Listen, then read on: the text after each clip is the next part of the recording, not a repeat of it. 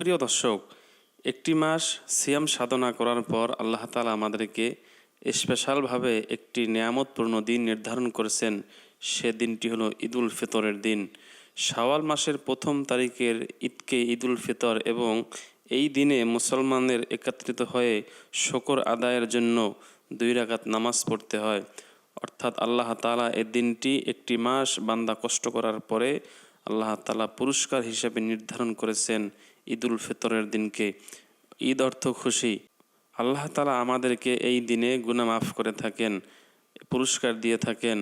যেহেতু একটি মাস বান্দা আমল করেছে, একটি মাস রোজা রেখেছে, সে হিসাবে আল্লাহ তাআলা ঈদের দিনকে বান্দার পুরস্কার দেওয়ার জন্য নির্ধারণ করেছেন। আল্লাহ নবী বলে, যে ব্যক্তি 1 মাস রোজা রাখার পর আমল করলো, ওই ব্যক্তি ঈদের নামাজ পড়লো, আল্লাহ তাআলা তার জীবনের সমস্ত গুনাহ খাতাকে মাফ করে দিল। প্রিয় দর্শক, এই ঈদের দিনে আমরা কি আমল করব, ঈদের দিন আমরা কি আমল করতে পারি? ঈদের দিন স্পেশাল কয়েকটি আমল রয়েছে, যে আমলগুলি আল্লাহ নবী সাল্লাল্লাহু আলাইহি ওয়াসাল্লাম করতেন, আর যে আমলগুলি করা সুন্নত, সে 13টি সুন্নত রয়েছে। সেই 13টি সুন্নত সম্পর্কে আমরা জানবো ইনশাআল্লাহ তাআলা। প্রিয় দর্শক, ঈদের দিনে 13টি জিনিস সুন্নত। এই 13টি সুন্নত আল্লাহ নবী সাল্লাল্লাহু আলাইহি ওয়াসাল্লাম আমল করতেন। তাই ইনশাআল্লাহ আমরাও এই 13টি সুন্নত ঈদের দিনে আদায় করব।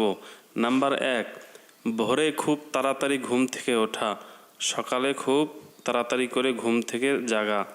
নাম্বার 2, মেসওয়াক করা, মেসওয়াকের আমল আমরা করে নিব। 2 নম্বরে আমরা মেসওয়াক করে নিব। নাম্বার 3, গোসল করা, আমরা সুন্দরভাবে উত্তম রূপে পরিষ্কার হয়ে গোসল করে নিব।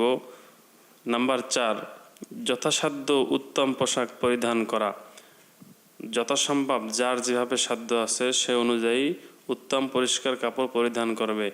এখানে উত্তম বলতে নতুন কাপড় বোঝানো হয় নাই, অর্থাৎ পরিষ্কার পরিচ্ছন্ন হলে সেই কাপড়ই সে পরিধান করতে পারে। তাহলে 4 নম্বর সুন্নত হলো উত্তম পরিষ্কার পরিচ্ছন্ন কাপড় পরিধান করা।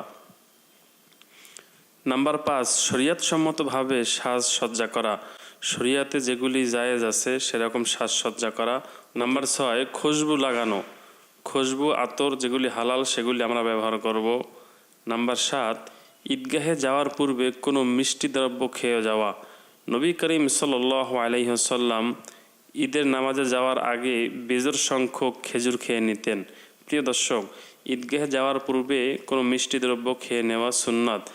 আর বিশ্বনবী সাল্লাল্লাহু আলাইহি ওয়াসাল্লাম ঈদের নামাজে যাওয়ার আগে বেজোড় সংখ্যক খেজুর খেয়ে নিতেন। তাই আমরা বেজোড় সংখ্যক খেজুর খেয়ে ঈদগাহে যাওয়ার চেষ্টা করব ইনশাআল্লাহ। নাম্বার 8, আগে ঈদগাহে যাওয়া, অর্থাৎ ঈদগাহে একটু আগে করে যাওয়া। নাম্বার 9, ঈদগাহে যাওয়ার পূর্বে সদকায়ে ফিতর অর্থাৎ ফিতরা না দিয়ে থাকলে দিয়ে যাওয়া। আমরা যারা ফিতরা আদায় করব, ফিতরা ঈদগাহে যাওয়ার পূর্বে নামাজের পূর্বেই ফিতরা দিয়ে যাওয়া, ফিতরা আদায় করা। নাম্বার 10, ঈদগাহে যে ঈদের নামাজ পড়া। প্রিয় দর্শক, ঈদগাহে যে তারপরে ঈদের নামাজ পড়া, বিনা ওজরে মসজিদে না পড়া। ওজর থাকলে সেক্ষেত্রে মসজিদে পড়তে পারে, কিন্তু বিনা ওজরে মসজিদে না পড়া, ঈদগাহে ঈদের নামাজ পড়া হলো সুন্নত।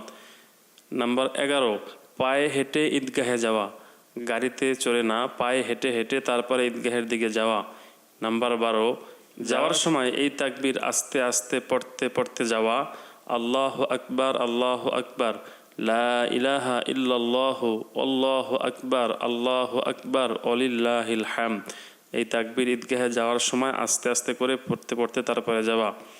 এরপরে নাম্বার 13, এক রাস্তায় যাওয়া অন্য রাস্তা দিয়ে প্রত্যাবর্তন করা, অর্থাৎ যাওয়ার সময় আমি যে রাস্তা দিয়ে যাব, আসার সময় অন্য রাস্তা দিয়ে তারপর আমি ফিরব। এই 13টি কাজ হলো ঈদের দিনের সুন্নত। সেক্ষেত্রে এই 13টি কাজ ইনশাআল্লাহ আমরা করব। ঈদের দিন বিশেষ এই 13টি কাজ আল্লাহ নবী সাল্লাল্লাহু আলাইহি ওয়াসাল্লাম করতেন। ইনশাআল্লাহ এই 13টি কাজ আমরা করব।